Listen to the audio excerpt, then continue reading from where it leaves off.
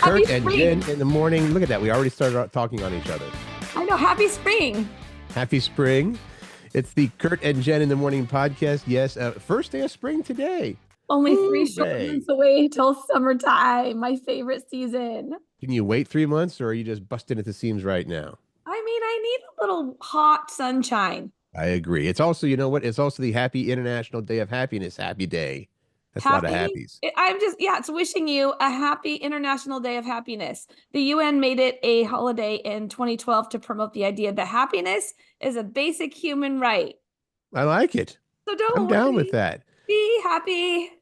So, were you doing a Partridge Family theme? No, I was doing that.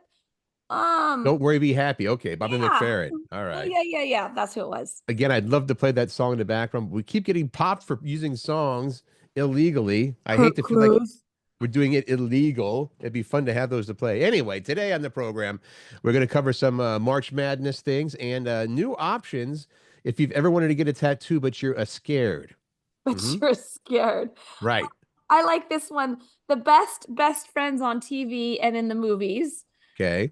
Top female artists of the 21st century. That's a pretty cool list. We also have how a Florida man, oh man, that's always a great story. How a man in Florida beat the high egg prices, and a woman who won the lottery in Texas ain't getting paid. She ain't getting paid. Yeah, and we'll share answers from our question of the day yesterday, the songs that you would erase from existence. And finally, do you like getting physical mail still? They call it snail mail. It's a little insulting to postal workers, snail mail.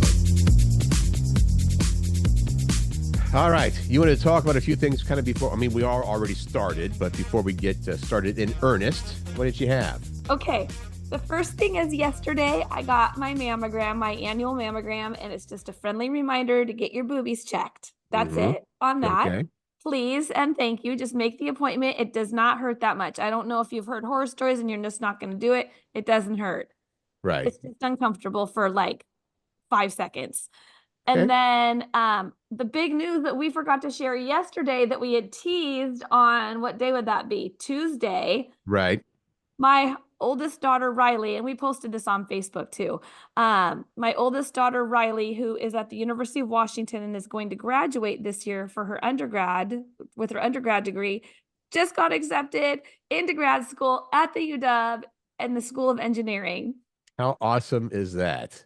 So excited for her.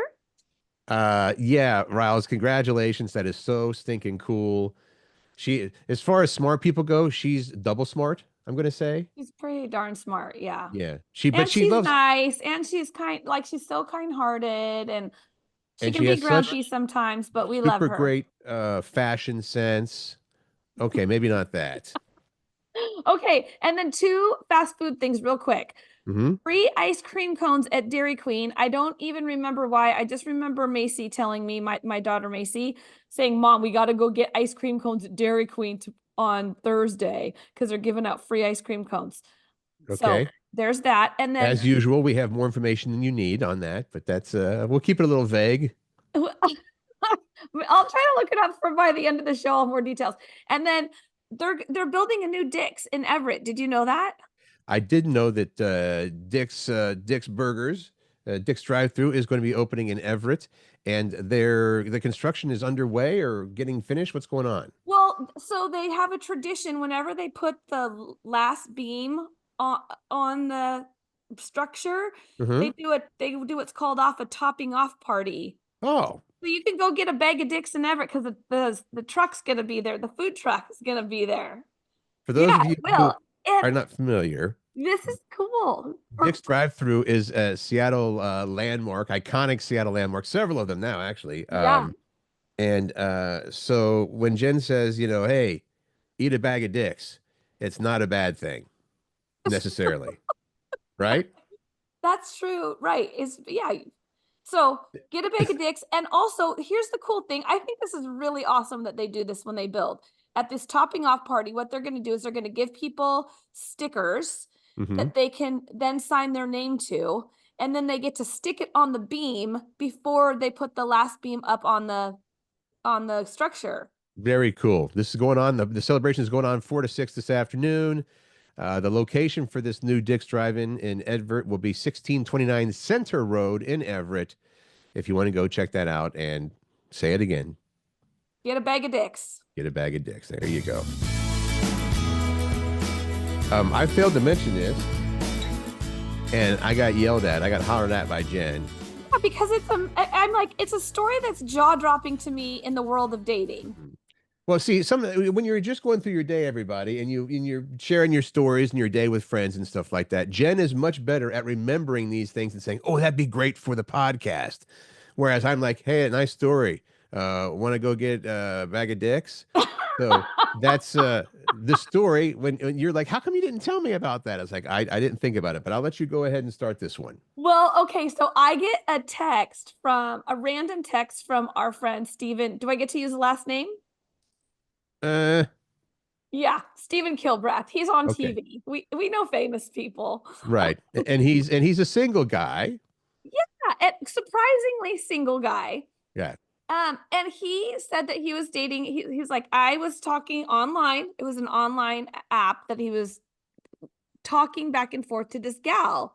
Mhm. And they ended up exchanging phone numbers because they were going to take it to the next level and probably get together. And he said she was super hot and he was excited about meeting her. And he sent her a text after they exchanged numbers. And she texted back something along the lines of, Wait a minute. Are you texting me from an Android phone? you have a green bubble. She said, you have a green bubble. You have an Android phone?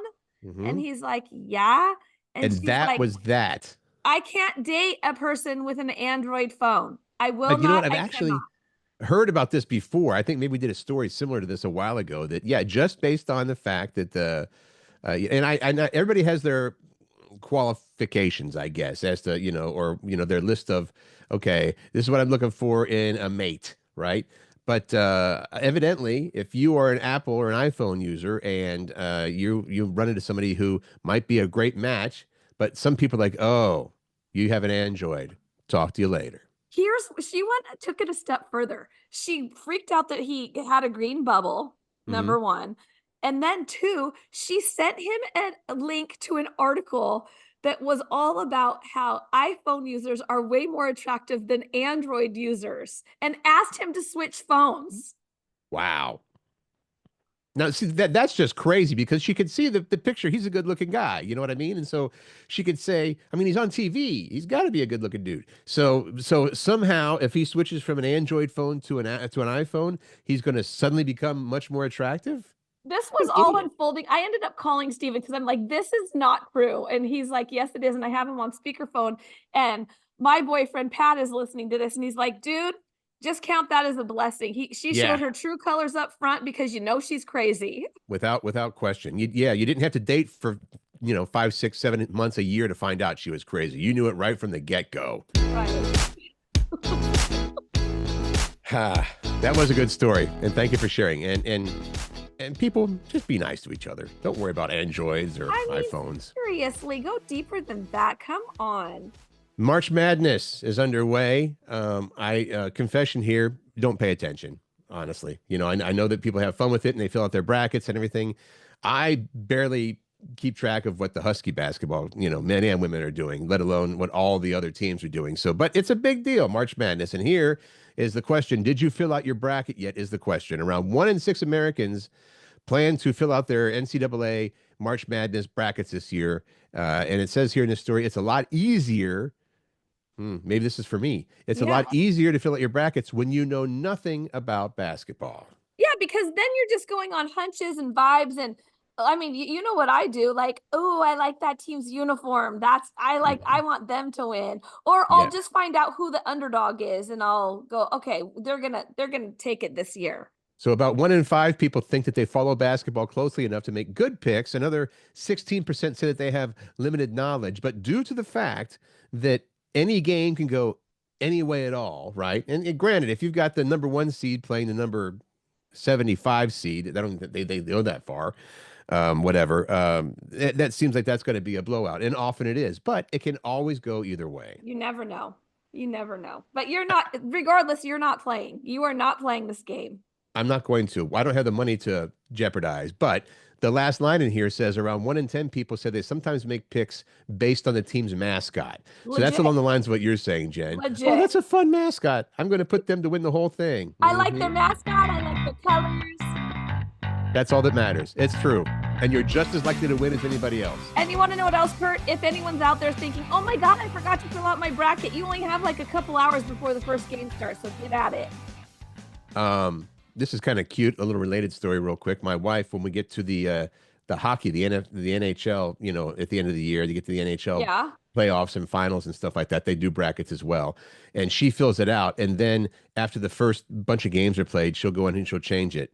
I was like, sweetie, that's not how it works. Like, no. I mean, I changed my mind on this. I was like, it's super cute. Of course, there's no money on the line. Right. You can't be doing that. Billboard released their top 100 female artists of the 21st century. We are only about a fourth of the way, even through the 21st century. But Billboard has already compiled the top 100 female artists so far. I could have guessed the top 10. Do you think? Maybe a couple of them I would have gotten wrong. There are a few surprises in there, and there's a few surprises that were not in the top 10, I would say. Let's go in reverse order here. Okay. Excuse me. Again, these are the top, what was that? The top 100 female artists of the 21st century. Number 10 is Alicia Keys. Miley Cyrus, number 9. Ariana Grande. That to me, somehow, that didn't come to mind, and it should have, because she's huge, obviously now, because of, you know, the Wicked and everything else. Yeah. Pink is number 7, and then Lady Gaga is number 6. Okay, top 5. Katy Perry. I know, I was a little surprised at her because I think that Carrie Underwood, Mariah Carey, or Kelly Clarkson could have taken that spot. It's not really, I guess it's going to come off like a knock on Katy Perry, but as far as talent goes, because next in the list is Adele, all right, number 4. Katy Perry writes fun songs and people like them, they dance to them. But if you're going to just go on talent, I just think that, yeah, I would say that, you know, some of the names you said should be up there. Anyway, so you've got Katy Perry, number 5, Adele, number 4. Please go on. Beyonce, number 3. This is what actually did surprise me, because I thought Beyonce would be number 2. Number 1 doesn't surprise me at all, but Beyonce's 3. Rihanna is number 2. And of course, Taylor Swift tops the list. Well, Rihanna, by the way, which sounds weird to say that way, but that's how she pronounces her name. That's right. I forget. Nobody says Rihanna. It sounds like you're, you know, from, I'm not going to name a state. It sounds like you're from Arkansas. That Rihanna. But it is Rihanna. But she's a bajillionaire now, because she has the Fenty line of her clothing and stuff like that. So she is a billionaire. And I think Taylor is as well. I don't know about Beyonce. It's not based on that. Beyonce is too. Okay. Sorry. Wow. Wasn't trying to diss Beyonce. Some of the other ones you said might be on the list, but they were like in the top 20. Billie Eilish obviously is just getting started for the most part. She will be up there in the top 10, I'm sure, very soon. And as you also mentioned, Mariah Carey, Kelly Clarkson, Carrie Underwood. How about Avril Lavigne, number 19 of top 100 female artists so far? Yeah, that's surprising. I just wonder. I don't know what Avril's done recently. I don't know what they based it on, so I'm kind of done with that list. We're just the reporters. We're just the messengers here. Exactly. Not going to get popped for playing that. Honey! That was a video I found of some dude, some middle-aged dude in his bedroom playing bass to that. Are you going to say something about Randy now? Yeah, I was just going to say, you know what should happen? What's that? You and Randy should get together with your jam session along with Jackie's boyfriend, Aaron, and create like music bumps for our podcast. Wow, that sounds like a lot of work. Okay, moving on. We played money. Here's a local news story that I didn't know. Maybe you didn't either, Jen. This comes from Cairo TV, an investigation, Cairo 7. The state of Washington may have been losing money on the Valley Freeway for years. So that's State Route 167. This investigation found the state of Washington may be losing millions of dollars because some drivers are getting a free ride in the hot lanes. And it's not really their fault. Even if they have a good-to-go transponder, I believe this affects some of the people. The hot lanes on State Route 167 are technically free because there are no license plate readers to force drivers to pay the toll. Which means, and some people will get to that, have already mentioned this, With no license plate reader, those who don't have that good to go transponder, some of them aren't having to pay at all. Even if you wanted to, even if you have, like, okay, I'm going to go over here in the hot lane. It's whatever, 50 cents for the next 3 miles. They're getting to ride for free. They talked to someone named Caitlin from Eatonville. She said, I've never gotten a bill, not for 167. I didn't know why, but I've never gotten a bill for that. And this guy named Marcellus said he never pays a toll on 167 because he never drives in the hot lanes, usually because he's by himself. But now maybe, hey, I didn't know that I could be by myself and ride over there. No, everyone's going to be riding until they install those things. I still feel guilty doing that. I know that it's easy to get away with, and I mean, obviously, you get popped. If you say you're on 405, you go under the little reader or whatever it is, and it says, okay, you owe us money. But there are plenty of people that have ways of getting around that. So it does say this. The Washington State Patrol says you could still get in trouble if you ride in the hot lanes by yourself because there are police out there, and they're supposed to be enforcing this on the roadway. So if they see you by yourself, but how would they know? I mean, could they see that you're by yourself and you don't have that transponder thing? I thought the whole point of those hot lanes was that you could, if they have a price up there, you can get in those hot lanes even if you're not carpool. You'll just pay that price because if you're carpool, I thought it was supposed to be free. That's true. So that's a good point. So how would they know that you haven't? Okay. Anyway, I don't know. I mean, Washington State, I can't. Man, look, you're a little spicy this morning. I am. Let's just move on. I don't like to get into politics. I don't like it. You can play money for this one too. We're gonna do that again? Okay, I guess that would work again for the second story. Plus, I want to hear that guy play it again. The reason why myself and millions of others decided they wanted to play bass was so they could learn this song. This is the first song I learned. It is? At junior high, yeah. Oh, God, that's funny. Okay. Yep. A Texas woman, this story kind of ticks me off, actually. Okay. A Texas woman hit the lottery for $83 million, but they will not pay her.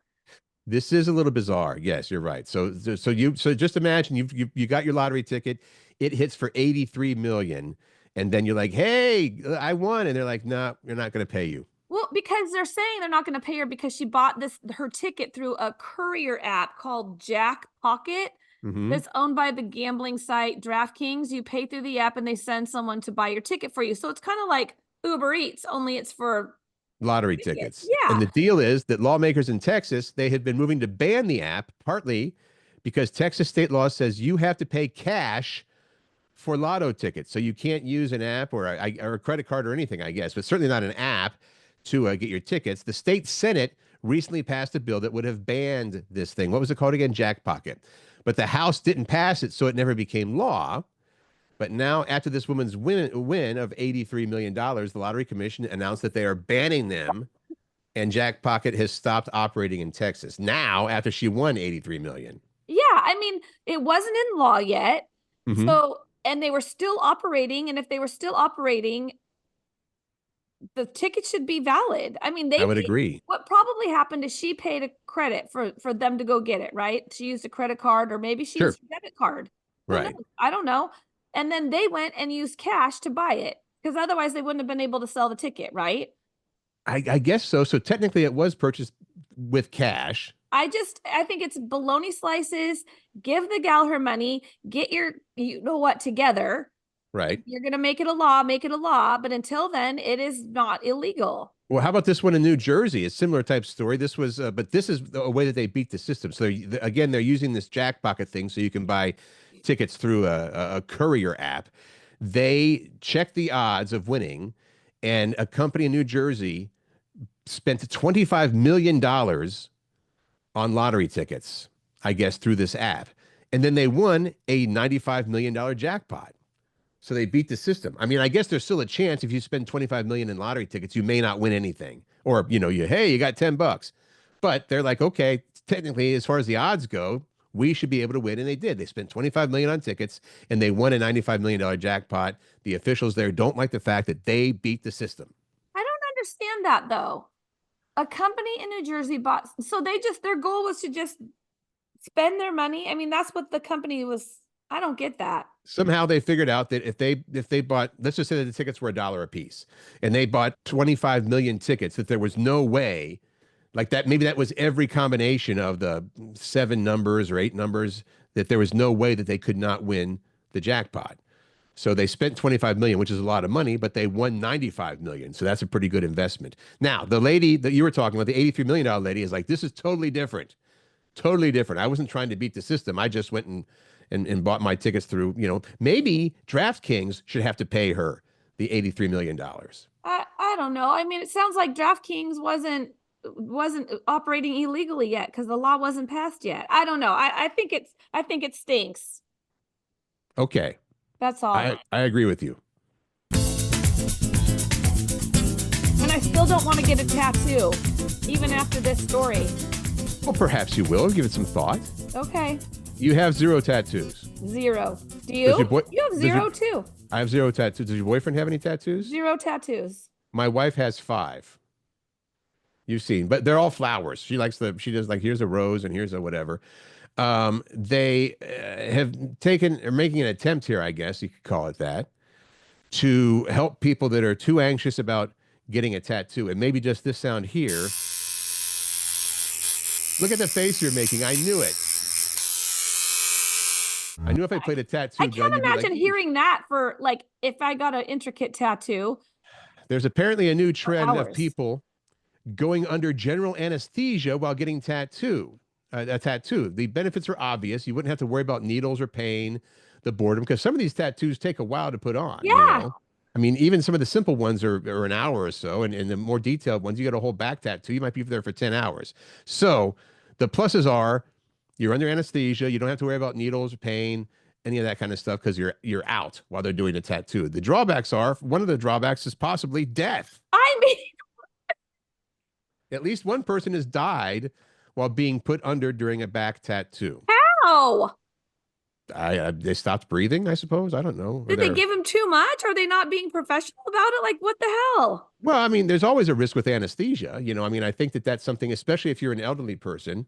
Like my dad can't have an operation if he wanted to. He's 85 and he can't go under anesthesia. It's too risky. So one person has died. There are also other medical issues that are less severe that could come up, like infections and allergic reactions to the anesthesia. And the cost involved, they're saying here, a tattoo artist has a back tattoo with sedation could cost between $30,000 to $35,000. Although that same tattoo without sedation would still be about 10 to 15K. So if you've got that kind of money, no. Come on, go get a tattoo. Not doing it. Come on. Let's get to our question of the day. How about you just be like a Post Malone and get a bunch of face tattoos, Oh Jen? my God. I will never. Yeah, that still creeps me out. Yeah. Question of the day, go. If you could erase one song from existence, what would it be and why? And I thought of mine. I mean, there's a lot of songs that I really don't like, but just as a fun one that I just, that's super popular that I really don't love. Toto, Africa. Really? You would erase Africa by Toto from existence? Because it annoys me. I don't know. I bless the race down in Africa. I love how they sing it like that too, and they make that face as well, Jen. So have you always hated it from day one? Yes. Okay. And mine was, I'm not going to say one of them because it's actually on this list, but I said, I think it was All I Want to Do Is Make Love to You by Heart.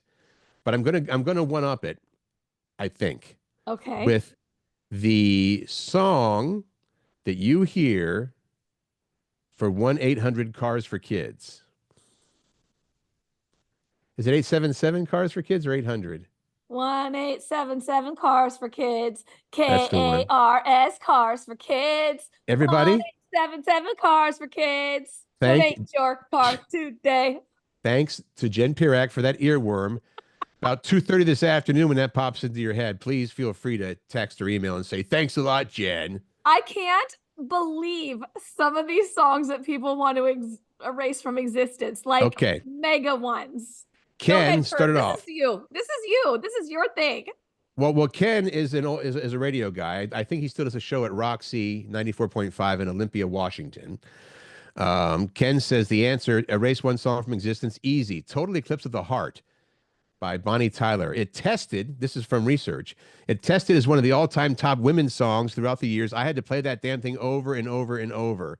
Then he puts Turn around, Bright eyes. bright. Can I just tell you that was I was at a slumber party in grade school, and we were doing these games, and they had prizes, and I won one of the games and got my prize. And my prize was, and I'd never owned any. I got my first 45s, and in that stack was Total Eclipse of the Heart and Come On, Feel the Noise.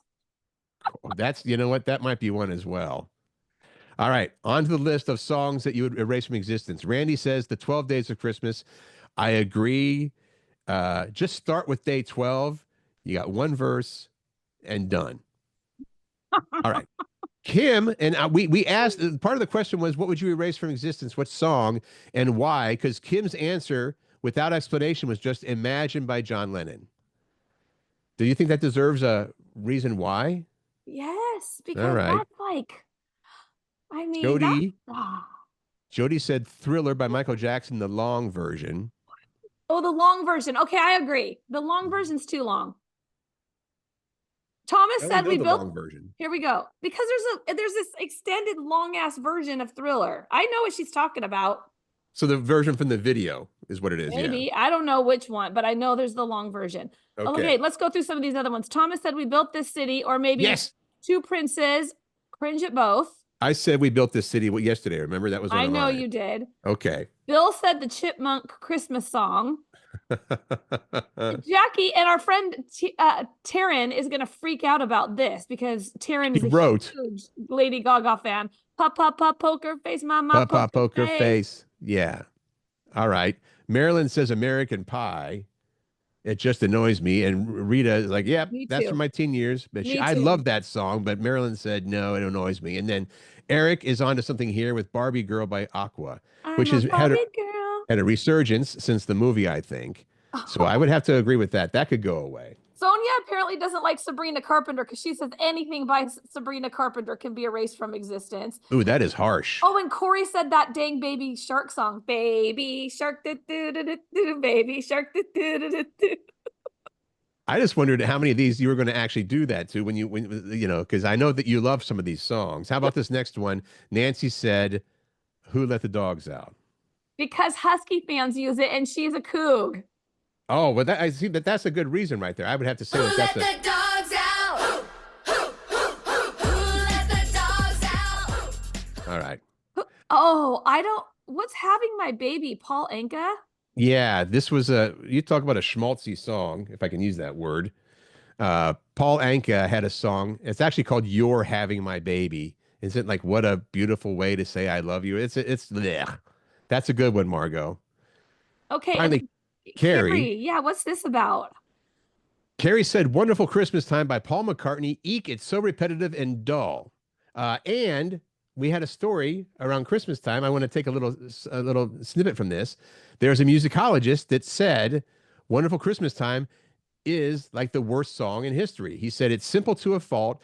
It consists of solely the verse and chorus selections. The only variation comes with the bridge section where they say the choir of children sing their song, ding, dong, ding, dong.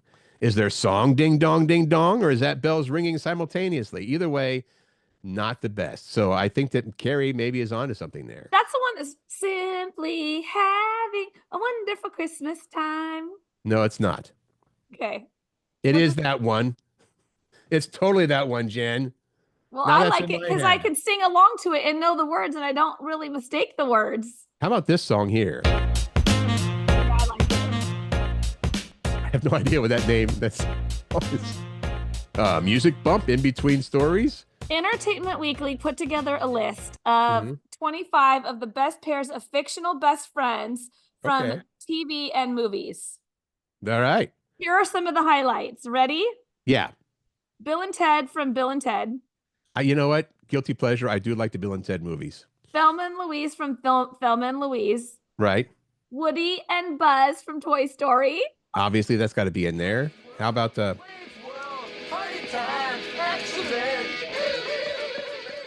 Wayne and Garth from SNL and Wayne's World? Right. Maverick and Goose from Top Gun. Yes. But Goose is no more. He can't be on their friends because I know, but they were best friends until he. All right. Meredith and Christina from Grey's Anatomy. Do you watch Grey's Anatomy? Nope, I don't know that one. Okay. And then Joey and Chandler from Friends. That's probably got to Of be on there. course. Yeah. Lucy and Ethel from I Love Lucy. What a Mhm. great friendship that was. SpongeBob and Patrick from SpongeBob SquarePants. Yeah. And one more fictional best friend from movies was Seth and Evan from Superbad. It's been a while since I've seen Superbad, but Superbad is super freaking funny. it is thought very, that- very I funny. love that movie. They were good best friends in that one. Okay, tell us about this Florida man since your family's from Florida. My family is not from Florida. They Oh, live they're in Florida. in now. Florida, I mean. Listen, when you live on the West Coast like we do and you retire, you either go to Arizona or California or Hawaii. When you grow up in the Midwest and you retire, you go to Florida. Okay, tell me All the right. story. Here we go. I'll try to keep it quick. There's a guy in Florida. He takes care of things if you have an iguana problem because iguanas have become an invasive species. The green iguana has become an invasive species in South Florida. So this guy, John Johnson, nice name, he will come and he will remove the iguanas for you because they can do damage to landscaping and seawalls. They can do damage to pool structures, which costs a lot of money. Now, additionally, he has found another benefit of being the iguana remover man. He goes in there and he harvests iguana eggs and he cooks them up for breakfast. Bam! Okay, No? I'm here. His iguana egg recipe is not much different than a typical breakfast egg. He cracks the eggs, he puts some salt and pepper and some spices in there. He'll make it into a scramble with green peppers and onions and diced ham, and then he eats it up as an omelet. And he says it tastes like eggs because they are eggs. If I put this in front of you and didn't tell you it was iguana eggs, you would have no clue. Now, the fact that I know it's iguana eggs is going to make me say, ugh, right? Yeah. Or would you try it? Well, and plus, do iguanas lay lots of eggs or are you just stealing iguana babies? Well, you're stealing chicken babies when you eat chicken eggs. I know, but chickens, like, they lay a lot of eggs. Lots and I- lots of eggs, right? I'm not sure how many eggs the average green iguana lays, but we can look into that for next show Okay. if you want. All right. Who's the leader of the club that's made for you and me? MICKEYFOUSE. That's me! Hey there, hi. I wonder if Why we you get popped doing- for using that song. You will for sure. We'll and see. Mickey Mouse, I don't like this at all. Mickey Mouse is murdering Disney princesses. This is a movie called Screamboat, and they've been doing this recently with some other, classic, I guess, fun, characters that you wouldn't think would turn into killers. Steamboat Willie was the first Mickey Mouse movie, and they have changed this. A new horror flick is being made, a horror movie called Screamboat, where Willie is a killer, and he will go and he will take out some of the Disney princesses. However, he can't use the actual Disney princesses because they're not public domain, right? You can't just say, "Oh, I'm going to have a Disney princess in my movie." So they changed the princesses to Cindy, who is Cinderella. Jazzy is Jasmine from Aladdin, and they've got Bella from Beauty and the Beast. Ariana is Ariel from The Little Mermaid, and they are not going to last long in this horror movie. If you're interested in seeing what Mickey Mouse would be like if he was a killer, then go watch Screamboat. It hits theaters on April 2nd. Oh We'll make my- sure and notify you the first week that Screamboat is out, so you can take the whole family to go see that one if you're interested. All right.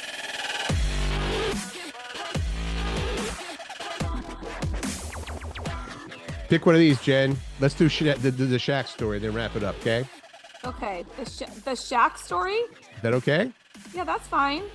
You do that. Shaquille You do O'Neal. it because I'm getting more information on the ice cream situation.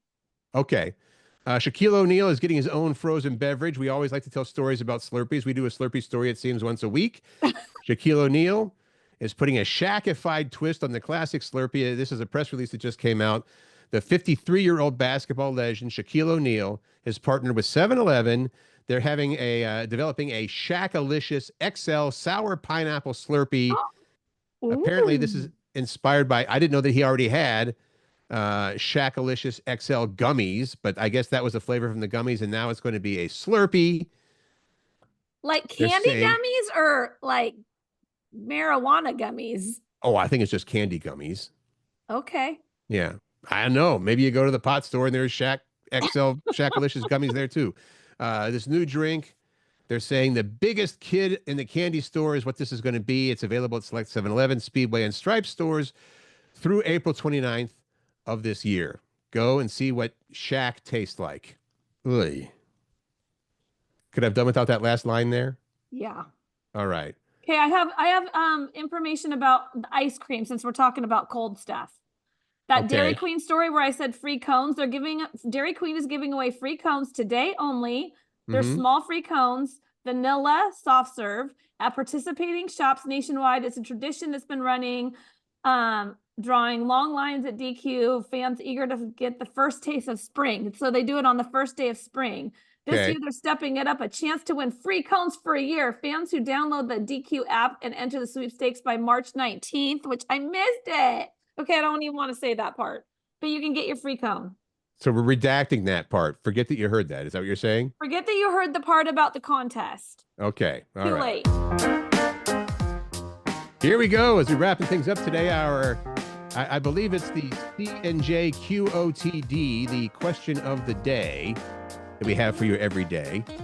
And this one involves, this is not about a murderous Mickey Mouse going and taking out Disney princesses. This is about The live action Snow White. It's the Snow live White. action Snow White.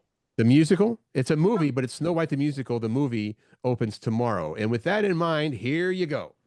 Which of the 7 dwarves are you most like and why? You would have a tough one, Jen, because I know your first instinct would be Sleepy. No? Or happy?